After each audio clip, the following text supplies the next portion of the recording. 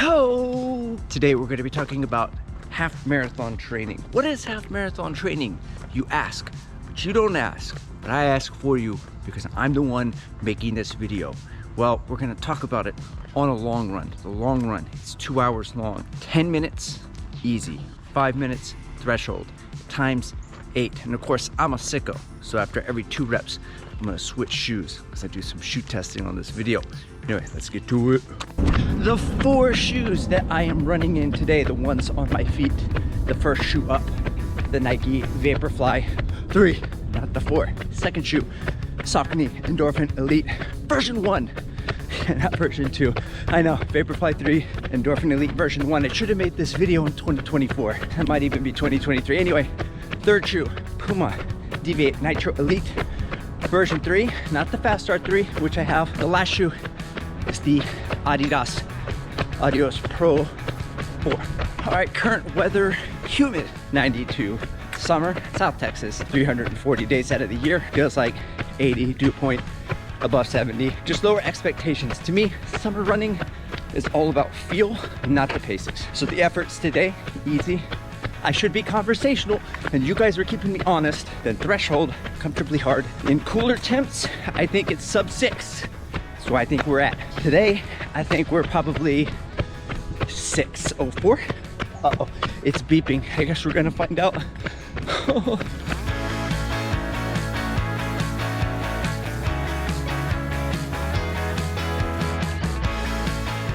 Oh, okay. First strap in. Pace.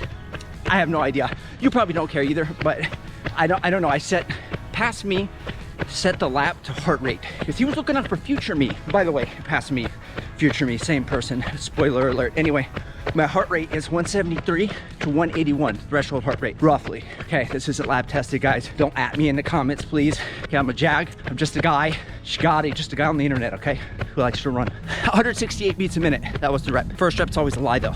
Okay, so let's get to the point of the video. Start answering some questions because I know you don't give a shit about my splits. So what's the difference between half marathon training and say marathon training? Because most people who watch this, including myself, I coach a lot of marathon runners. I got one guy, no race on the schedule whatsoever, and anyone who has a half marathon is usually like a tune-up race for the marathon. There's nobody who's like a race, half marathon, that I'm currently coaching. But it's a thing. Half marathons can't be A races. And no, half marathon training isn't just marathon training, but then you do half of it. So there are some key differences.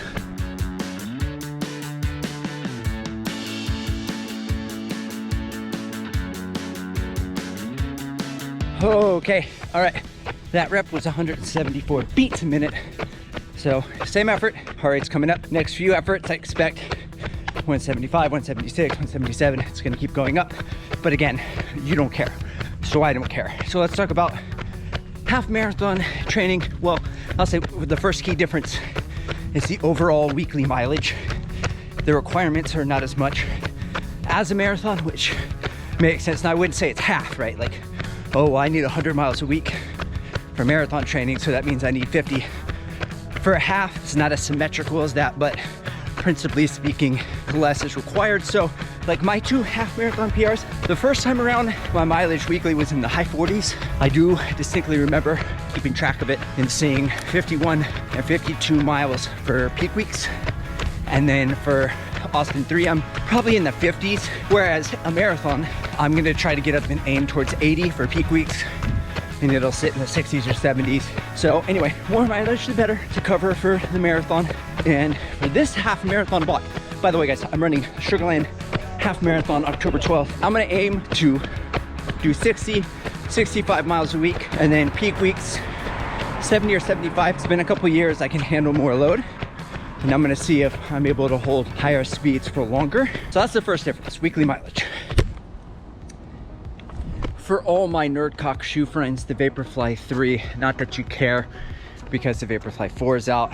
I'm sure by the time this video I post it, the Vaporfly 5 will be out, but it's like the Deviate Nitro Elite version 3 as far as, I know maybe the shape of it or the way I land. The Vaporfly 3 is more narrow. It doesn't have as much bounce. It's a little bit softer. It's really nice. I really like it. Don't get me wrong. But the Deviate Nitro Elite version 3, I guess they're both wedge shaped shoes or for cadence runners, I would say is lighter and slightly more aggressive, but not a super aggressive shoe. You're still in control of both of these shoes, which, you know, some people really like. Me personally, I like a nice cheater shoe. I like something to push me, like the Fastar Nitro Elite V3. Anyway, shoe swap. All right, next up we have the Endorphin Elite version 1s. This is my third favorite super shoe of all time. All right, now the second thing I would say, the difference between the half marathon training and the marathon training, is the most important run for the marathon is the long run. Most prepares you for the race, the most race specific training that you can do. Lots of threshold, maybe a midweek threshold, maybe some threshold in the long run. The idea is if you can move the pace for which you run your threshold at, you know, half marathon for most runners is just off of that threshold line. So that means you could run a faster half marathon in theory if your threshold was faster. Now, Connor Mance, Clayton Young, half marathon is threshold, which then also it would still apply that the faster they could run threshold, or the faster their pace at threshold, and the longer they can hold that pace at threshold, the better their half marathon time is going to be. So I am 10 weeks away from Sugarland. I have been ramping up the threshold. Around 6 minutes is where it's at. I would love to see it move down to around 5:50. I made a video, I'll put it right here, but I don't control those things. We're dealing with the human body. It does its own thing, okay? You want a baby? You're gonna wait 9 months, give or take a couple weeks, okay? You don't tell the body when it's gonna adapt. It tells you, hey, you know what? We just hit some adaptations. So patience is key. All I can do, show up, run these good long runs, try to get some sleep, and take the kids to swim. That's my life.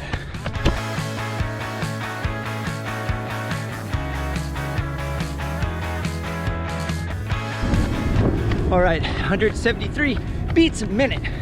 What does that even mean in pace? I'm gonna guess 6:03. I put in more work into the shoe at threshold because there's much more shoe. This is a big man's shoe, okay? This is a big man's game. I'm a short king myself, about 150 pounds, 5'7" on a good day. So I love this shoe though, in the way that it is big and locks me in, not a cadence, but more of a stride run. Like this and the Endorphin Pro 3, I feel are great marathoning shoes. Somebody said on Strava, they're like, yeah, it's a clog. The Endorphin Elite's a clog. Yeah, clog with Puma. So there's that. Oh, by the way, guys, there's some sprinklers out here. And the pavement's wet. And when I run through it, the bottom of the shoe, a little bit slippery. I did not slip, but it did make me think if I was racing a race day and it was wet or rainy, I would choose a different shoe as far as 2023 shoes go. All right, back to the topic. The third thing that's different or unique about half marathon training versus say marathon training is not a whole lot. Okay, so Steve Magnus, the goated Magnus was talking about, I mean, he talks about a lot when he's got books, but one of the things he said was there's not much of a difference between training for 5K, marathons. Yes, race specific. Yeah, as you get closer to the race, you're dialed in. Okay, marathon specific, long runs, 5K specific, 5K. And we all know about this, workouts, 5 by K. I personally like a workout called the 2/3 workout, where you run 2/3 of the race straight, no breaks. And you know, you get right to the jumping off point where you want to quit because you're like, race day, you got adrenaline, you got the crowd, you got other runners, you hang on and you suffer. But like in training, you don't want to race in training, you just run 2/3 of the workout. You have a good idea if you can hold that pace and suffer for another mile. Now 5K is different. People run 5Ks every week, they're just fine. But you know, 2/3 could work for a 5K for somebody more on the beginner spectrum, or you know, it also works for 10Ks and other distances as well. Anyway, it's just a workout. There's no magical workout. It's not like, yeah, do this Canova workout. I have noticed that as a coach though, when I talk to runners, what have you been doing? Well, I self-coach. Okay, cool. What's that look like? and it's like the mixtape, the greatest hits, everything. Saw Matt Fox special, saw Canova workout, put that on there. Just like a potpourri, but there's not necessarily an attention to the details of progressive overload, which I wouldn't expect, because who goes out and gets certified as a coach? This guy. But you know, most runners are just making do, and you don't need to be as nuanced. People are always coming at me in the comments, which is cool, understandable. I put myself out there as a guy on the internet, but they're like, it's not that complicated. You just run, do a little speed, do a long run more. Yeah, okay, yeah, generally speaking. And that's gonna work for a lot of people for a very long time. But eventually, when you plateau, anyway, what the hell am I even talking about? I don't know. Once upon a time, we were talking about half marathon training. And I guess my point is that half marathon training isn't so different than marathon training, isn't so different than 10K training, but just a couple of nuanced differences that I mentioned earlier.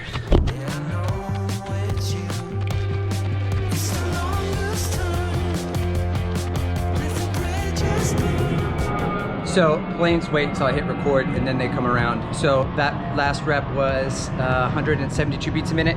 I did stop for some hydration, actually. I'm gonna take you with me here. I gotta show you guys something. I found something. What did you find, Andrew? You ask, but you don't ask, but I ask for you because I'm the one making this video. I found this Venture Pal electrolyte drink mix, element-esque, right? So they got 1,000 milligrams, 0 sugars. More economical, you know me, budget buyer. So I'm gonna see if they'll send me some stuff and if I can get a code, and you know me, looking for sponsorships. There are 4 flavors: watermelon, orange, strawberry, grapefruit. Not a fan of the grapefruit, but I threw one at my wife. She wanted some hydration. She's like, is this Element? She was like, did you pay that much money for Element? I was like, no. I found these are cheaper. But she thought it was Element because it tastes the same. More to come on that. Shoes. I've got the Adios Pro 4 is what we're gonna go with for our 3rd rep. I've run once in this shoe before, this plane, and I'm not sold on it. So I might sell these on the Suckwell app, depending. I'm gonna give it one more try here and see if I can get on with the Adios Pro 4. So when is the best time to run a half marathon, you ask? But you don't ask, but I ask for you. I'm the one making this video. Well, ideally as a coach and as a runner, I like to do it 3 to 4 months away from my marathon. So I know what my full half marathon potential is. Then going into the marathon build, I can just subtract, in my case, about 20 seconds a mile. So if I run a half marathon at a 6:05 pace, maybe my marathon is a 6:25 in training. So that can vary, it could be 20, 30, 35 seconds. It depends on your own fitness level. The fitter you get, the closer that gap is. Anyway, I like it farther away versus the tune-up race half marathon. Talking to somebody, they did theirs like 2 weeks out from the marathon. They were not fully recovered for the marathon. Some people do it 4 weeks out or 6 weeks out. Some people choose to run their half marathon as a training run, 13 miles at marathon pace. Other people, they just go for it. I don't know. For me, it's a little bit of a greedy grab, you know, trying to get all your PRs while you're going for marathon training. I did hear another coach say the problem with it is that for him, is if you PR your half marathon 4 weeks from your race, that if your race is a marathon, it means you're in half marathon peak shape when you should be in marathon shape, not half marathon shape. That makes a lot of sense.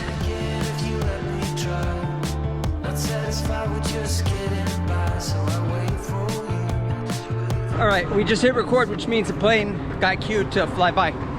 Rep 1, 171 in the Adios Pro 4. Man, this shoe is precise, and I don't mean there was a lot of precision in making the shoe. I feel with the Adios Pro lineup, usually it's the opposite, pretty unstable. I love it. The Adios Pro 2, I had like 3 pairs. I put 250 plus on the Adios Pro 3. With the 4, that softness mutes the experience in the ride. Like, I'm trying to run threshold. I'm putting so much effort. I mean, my heart rate's low, so I mean, I guess that means it would be efficient, but I don't feel like I'm hitting the paces even. So maybe I would guess, we'll say 6:04 or something, and I'll put it right here. But I feel like I'm putting in more effort, even though the heart rate's lower. Maybe I'm just fatiguing as I get deeper into this run, but I don't like the shoe. Like, I can't imagine taking it for the marathon. The amount of work I would have to put in for 3 hours in this shoe just feels like a lot mentally.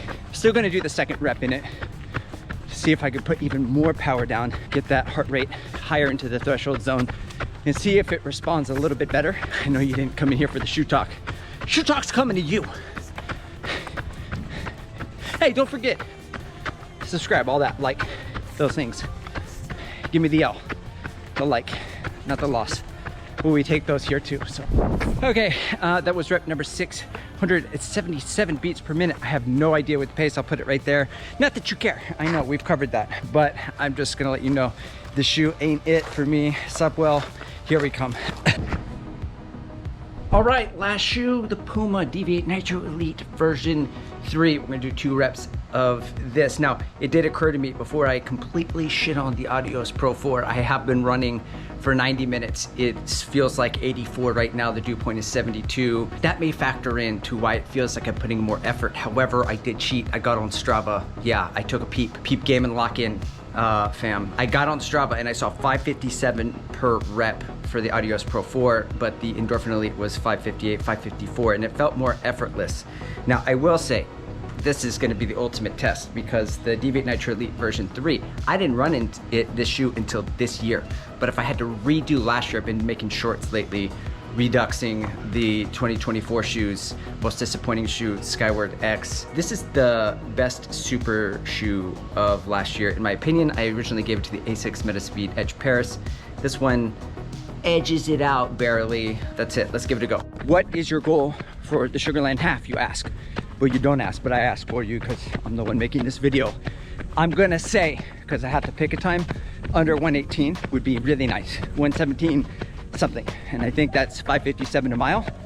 And that's roughly what I'm doing in these threshold bouts, and that would not work. My point is, this is also 84-degree weather. So hopefully, if it cools down in mid-October, and I get an extra 10 or 15 seconds per mile, I can coast and run half marathon pace, sub 6, that's the goal. Will the body adapt? I don't know. Does anyone give a shit about my running goals? Probably not, other than me, at least that's what they tell me. So, all right, getting ready for the first rep. I started negotiating halfway. That's how I know it's a good workout. So my rep number 4 of 8. After that one, well, you know, I've been a good boy. I've done this.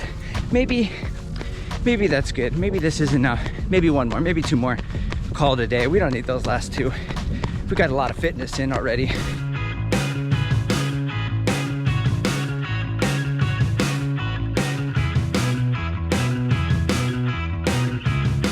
All right, the feels like just went up to 86. They say you need to go in training to, you know, leave one in the tank. I got another one. I don't have 2 in this heat. So I'm gonna call it, and then I'm just gonna cool down for a couple miles. Should be 16 or 17 miles on the day, and about 35 minutes worth of threshold running. Anyway, thanks for coming along for this training run. If you're looking for coaching, strideandshine.com, check it out. And then I'll try to make more of these and not just some shorts. Peace.